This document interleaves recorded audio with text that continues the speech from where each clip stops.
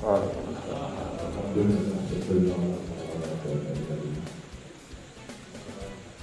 kira menarik materi yang dipaparkan oleh Bante wilayah bernegara,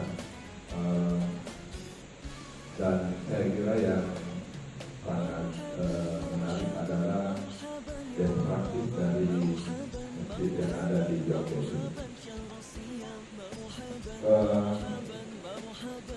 Sebagai warga muslim yang baik tentu kita terobsesi dengan praktik-praktik seperti itu, dan karena kalau itu terjadi maka saya kira fungsi kita kemudian untuk membuat masjid percaya dan makmur, saya kira bisa terikut dengan masyarakat yang lain.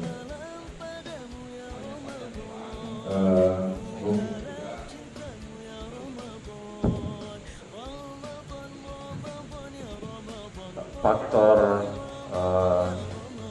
budaya itu juga ikut memberi kontribusi yang besar terhadap capaian yang dicapai oleh masjid-masjid yang sudah memberlakukan hal-hal yang seperti itu. Saya tidak sangsi, tidak pesimis untuk kita capai, tetapi memang kita butuh kerja keras.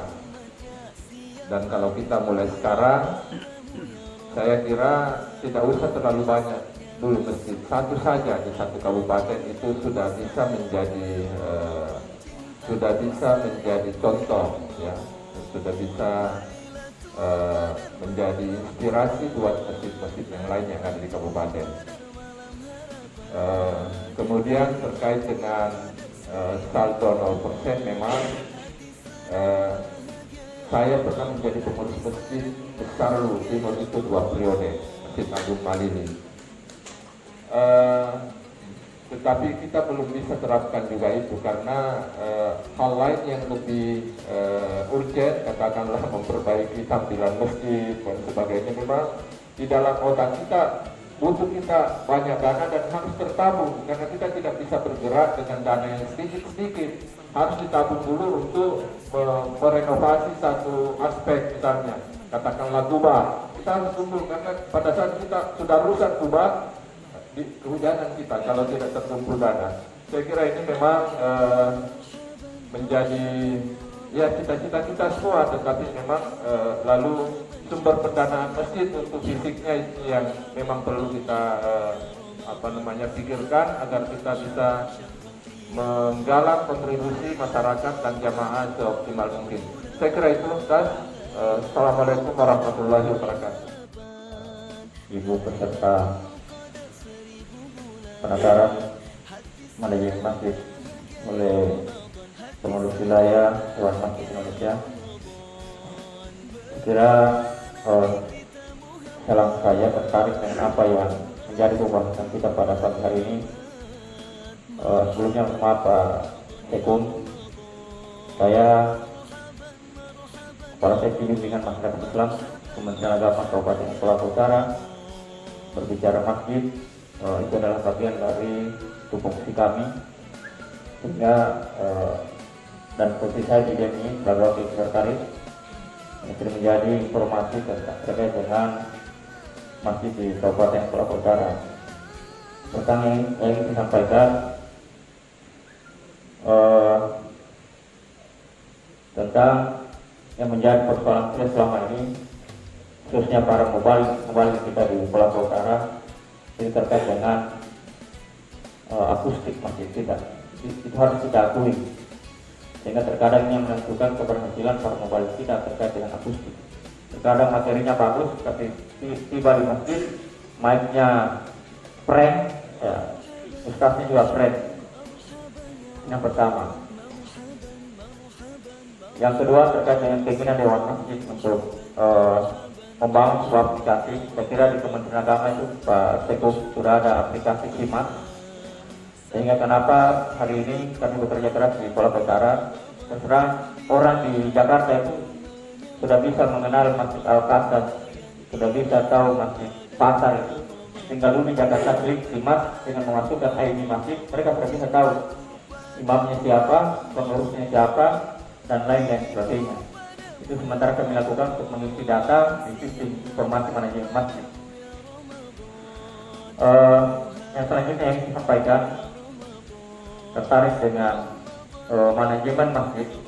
Saya kira inti dari manajemen masjid kita berharap ke depan masjid kita itu sudah ramah. Yang pertama ramah pengurus dulu. Hari ini masjid kita tidak ramah pengurus karena masih banyak masjid kita yang bersengketa, bukan jamaah tetapi pengurus masjid yang bersengketa. Ini harus kita akui, Pak. Sehingga terkadang ada imam-imam kita sudah bagus di masjid itu, mereka lari Pak karena pengurus masjid bersengketa. Dan itu kita harus akui di Sulawesi Utara. Yang kedua, ramah jamaah. Ini juga banyak kasus terjadi di Sulawesi Utara. Masih banyak pengurus masjid kita, Pak, tidak ramah jamaah. Tidak ramah jamaah karena terkadang kita melihat, Pak, kita jangan melihat saudara-saudara kita misalnya itu jamaah tabligh datang di masjid kita kemudian kita usir. Ya, yang disampaikan di awal tadi oleh Pak, saya sepakat dengan itu. Kita tidak harus berdebat hari persoalan fikih lalu, tapi hari ini mari kita berupaya berbondong masuk di masjid. Ada banyak masjid kita Pak, terkadang mengusir saudara-saudara kita yang jamaah itu. Yang ketiga, ramahan. Nah, yang terkadang banyak juga kita dapatkan Pak. Banyak orang tamu terkadang mengusir anak-anak kita yang di masjid. Ini terkait dengan manajemen kita mudah-mudahan ke depan. Saya kira dengan contoh yang diberikan di Jogja dan mana, saya kira di Sulawesi Tengah juga sudah ada. Saya sudah banyak menyaksikan masjid-masjid di Kota Kendari, Pak. Setelah salat Jumat, makan bersama, bahkan ada ibu-ibu yang di luar sana sudah menyiapkan, Pak. Setelah itu dibagikan ke jamaah, saya sudah banyak mendapatkan di Kota Kendari. Bahkan masjid yang sudah ada OID-nya ada di Kota Kendari, Pak. Jadi saya kira mudah-mudahan dengan bersatunya kita di Dewan Masjid Indonesia Sulawesi Utara ini kita banyak berdiskusi terkait dengan masjid. Yang terakhir yang disampaikan Pak, apa yang disampaikan oleh Pak Sekum, ini terkait dengan perpustakaan Pak. Kementerian Agama itu sementara menggalakkan lomba perpustakaan masjid. Dan 2 tahun terakhir ini Sulawesi Utara ada bisa mengikuti karena tidak satupun masjid kita di Sulawesi Utara yang memiliki perpustakaan masjid. Sehingga di tahun 2021 ini kami sementara mencoba mudah-mudahan di Masjid Ahlilah Sulawesi Utara yang berada di lingkungan Kementerian Agama, kami sedang berupaya mudah-mudahan kami bisa jadikan untuk perpustakaan awal. Karena kalau berbicara manajemen masjidnya sebenarnya di Sulawesi Utara sudah ada, bisa dijadikan sentrum itu Masjid Baringin, tetapi kekurangannya belum ada perpustakaannya. Ya, kalau sistem manajemen bahkan di Baringin itu Pak, mereka sudah punya ambulan. Ya, ini saya kira ini beberapa hal terkait dengan berbicara kemasjidan yang sangat menarik untuk kita bicarakan bersama karena motivasinya seperti ini. Ayat dan hadis Nabi sudah banyak menyampaikan jaminan bagi kita semua. Bahkan dalam satu hadis Rasulullah jadi motivasi bagi kita semua. Nabi Hurairah radhiyallahu anhu, Nabi sallallahu alaihi wasallam, sab'atu millatuhu. Ya. Millatuhu mubah lillah yaumal akhir ila dulu, bahwa salah satu golongan yang tidak akan mendapatkan naungan di yaumil akhir kata Nabi adalah rajulun mu'allaq fil masajid, adalah orang yang senantiasa hatinya terpaut dengan masjid. Ya, saya kira ini mudah-mudahan kita termasuk orang-orang yang dijamin oleh Rasulullah SAW yang akan mendapat naungan di yaumil akhir. Demikian, Allahumma Assalamualaikum warahmatullahi wabarakatuh. Assalamualaikum warahmatullahi wabarakatuh. Tidak terlalu banyak barangkali yang perlu saya tanyakan di sini, mengingat kita waktu sudah menunjukkan pukul 11:17 menit waktu setempat. Kita langsung saja barangkali masalah pegawai syarat masjid. Kebanyakan di desa-desa itu kan sudah ada imam desa. Nah, apakah imam desa ini tersendiri dengan imam masjid atau cukup itu saja. Kemudian tadi perlunya kita menambahkan imam, utamanya imam masjid paling tidak 2 orang. Mengingat siapa tahu ada salah satu yang bermasalah, ada yang siap untuk menggantikan. Kadang-kadang kalau tidak siap imamnya, kita sembarang menunjuk. Ada orang, ya, pokoknya ditunjuk saja, walaupun kita tidak tahu apa yang dia ucapkan. Saya pernah alami seperti itu. Saya tidak tahu apa yang diucapkan imam di depan ini, akhirnya saya memutuskan jalan sendiri, walaupun saya tetap ikuti gerakan yang sama. Seperti itu. Demikianlah. Assalamualaikum warahmatullahi wabarakatuh. Nah, bagaimana strateginya orang yang mengelola masjid yang di Jawa tadi itu sehingga bisa dia mendapatkan ya penghasilan masjid yang begitu luar biasa. Nah, itu yang pertama. Yang kedua, setelah kita melakukan pendataan di sekitar masjid, apa yang kita harus lakukan setelah datanya? Nah, itu saya tidak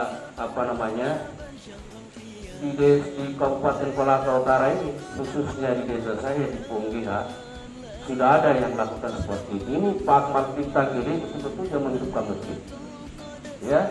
Tapi salah kalau itu sarananya akan ada, ya. Tetapi dia sudah memulai mengajak masyarakat yang ada di desa Punggiha. Dan saya akui Pak Akmal kita ini dia sudah lakukan. Sekecil apapun yang mau dilakukan disampaikan kepada masyarakat. Jadi masyarakat terbuka pikirannya untuk bagaimana masjidnya lebih bagus daripada yang sebelumnya. Nah, kemudian kembali kepada para pengurus masjid. Kalau pengurus masjidnya sudah mempunyai pengetahuan yang lebih, itu saya kira pasti maju ke masjid. Ya, karena masih banyak masjid kita ini belum teratur kepengurusannya. Jadi ini barangkali yang perlu kita benahi dulu untuk teman-teman Dewan Masjid. Kita memulai dulu pembenahan daripada pengurus masjid yang ada, baik itu di kabupaten maupun di kecamatan sampai kepada desa. Nah, ini barangkali Pak yang saya ingin sampaikan, menjadikan pikiran kita bagaimana masjid-masjid itu bisa maju ke depan. Nah, terus terang saya Pak, saya ini jamaah tetapi kurang masuk ke masjid, jarang ditemukan di masjid, tetapi jiwa saya di masjid. Saya kira itulah yang saya dapat sampaikan. Terima kasih. Assalamualaikum warahmatullahi wabarakatuh.